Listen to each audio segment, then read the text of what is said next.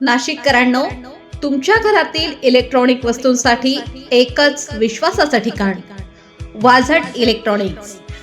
Fan असो, LED lights, TV, home theatre, water heater किंवा car speaker, सर्व काही मिळवा योग्य दरात आणि विश्वासार्ह सेवेसह. पत्ता: रामालय हॉस्पिटलच्या बाजूला, भगवती मिसळच्या मागे, पंचवटी कारंजाजवळ, नाशिक. संपर्क: 96 89 78 68 17.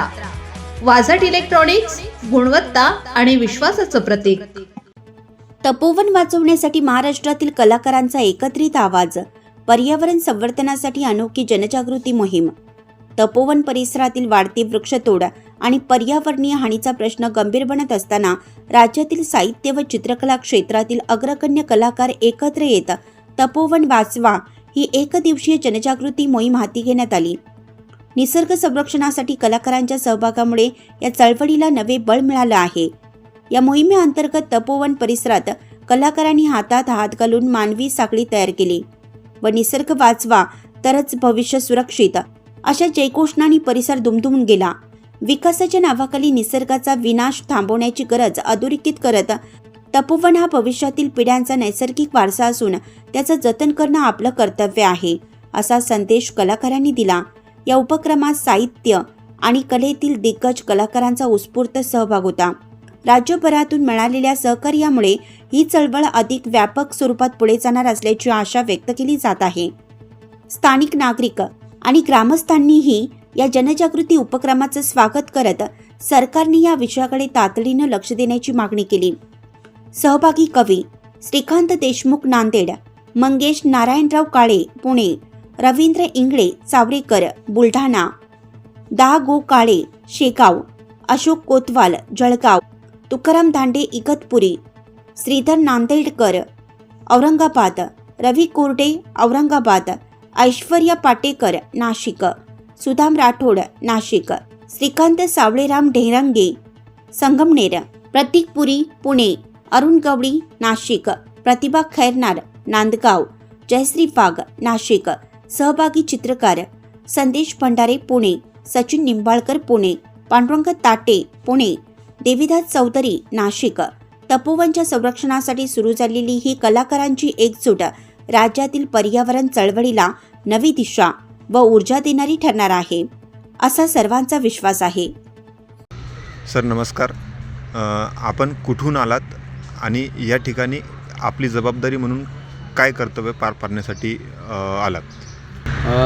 माझं नाव सचिन निंबाळकर, मी एक चित्रकार आहे. मी पुण्यावरून आलेलो आहे आणि मी खास तपोवनातील सद्यस्थिती पाहण्यासाठी इथं आलेलो आहे. त्याचं कारण असं की मागच्या 10-12 दिवसामध्ये तपोवनाबद्दल खूप काही गोष्टी आपण ऐकतो. ते एक सामान्य व्यक्ती म्हणून, एक कलाकार म्हणून नक्की सत्य काय हे एकदा पाहावं आणि त्या हिशोबाने मी इथं प्रत्यक्ष जागेला मी भेट दिली आणि मी खूप प्रभावित झालो या जागेवर. इथे आल्यानंतर सर आपल्याला काय जाणवलं किंवा इथली निसर्गाची परिस्थिती बघून एकंदरीत आपलं काय मत आहे? मला असं वाटतं की मी इथं ज्यावेळेस आलो त्यावेळेस माझा एक असं ही होती धारणा होती की इथले जे वृक्ष आहेत नक्की ते किती वर्षापूर्वीचे असतील. तपोवन ही एक ऐतिहासिक भूमी आहे, त्याला एक आपला ऐतिहासिक संदर्भ आहे. तर नक्की काय संदर्भ आहे? नाशिक हे शहरच मुळात एक त्याला आपला ऐतिहासिक वारसा म्हणून म्हटलं, म्हणून तर कुंभमेळा इथं होतो. तर एक साधू संतांची भूमिका आणि नक्की असे वेगवेगळे पैलू होते जे मला प्रत्यक्ष वर्षी ते पाहायचं होतं, समजायचं. आता ज्या वडाखाली मी उभा आहे, तुम्ही आता पाहत असताल की हा वड कमीत कमी 200 ते 250 वर्षापूर्वीचा. जे एक 250 वर्षापूर्वीचा इतिहास एखादी गोष्ट एखादं वृक्ष सांगत असेल तर त्यात जीवन आहे. त्या अनेक आपल्या साधूंनी पण आपल्याला सांगितलं, संत तुकारामांनी आपल्याला सांगितलं की वृक्षवली आम्हा सोयरे. म्हणजे जर आपल्याला ते धर्म आहेत, आपलाशी संवाद आहे. तुकारामांनी अभंगातून आपल्याला हे सर्व शिकवण दिलेली आहे. संत ज्ञानेश्वरांनी सांगितलं की विश्वाचं माझं घर आहे. तर आपल्या साधूंचं, आपल्या शिवाजी महाराजांपासून सगळ्या ऐतिहासिक पुरुषांनी आपल्याला हे सांगितलं की मानवता श्रेष्ठ आहे आणि मानवतेसाठी साधू संत आजपर्यंत काम केलं आणि त्या ह्याच्यावर आपण चालायला पाहिजे. फक्त ते चालत असताना कुठल्या तरी आपण गोष्टीला न अडकता मी माझा असा विचार केला की कलाकार म्हणून हे नक्की सत्य काय. तर मला असं वाटतं की इथली झाडं खूप जुनी येतं आणि ही झाडं जगली पाहिजे. आपण सुरुवातीला उल्लेख केला की आपण स्वतः कलाकार आहात. आपली कलाकार म्हणून एक काय जबाबदारी आहे? बरोबर आहे. कारण खरं बऱ्याच वेळा आपण खूप काही बोलतो, पण प्रत्यक्षात आपण कृतीपासून खूप दूर राहतो. मग जसं बोले वसं चाले.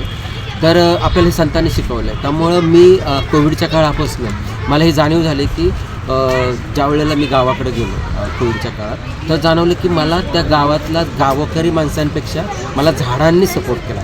झाडांनी मला जवळ केलं, झाडांनी त्यांच्या कवेत घेतलं आणि माझे प्राण वाचवले. त्यामुळे तेव्हापासून मी एक झाड एक कलावंत या ग्रंथालय या संकल्पनेवरती भारतातल्या आदर्श व्यक्तिमत्वांच्या नावाचं झाड लावतो.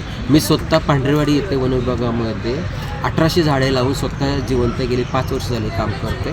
आणि तुम्ही प्रत्यक्ष पाहू शकता की एक झाड जगवताना किती संघर्ष करावा लागतो. जे 250 वर्षापूर्वीचं झाड आहे त्याला अनेक पिढ्यांनी त्याला संगोपन केलेलं आहे. अनेक पिढ्यांचे तो साक्षी आहे. आपला भारतीय इतिहास सांगणारी ती घटना आहे. त्यामुळे मी ॲज अन कलाकार म्हणून सुद्धा मी हे केलं आहे. तुम्हाला असं वाटत असेल तर तुम्ही प्रत्यक्ष पांढरवाडी इथं वन विभागात जा आणि तिथे तुम्हाला जाणवेल की तिथं झाडं जगत आहेत. आणि ती झाडांना मी स्वतः माझ्या हाताने पाणी घालवतो.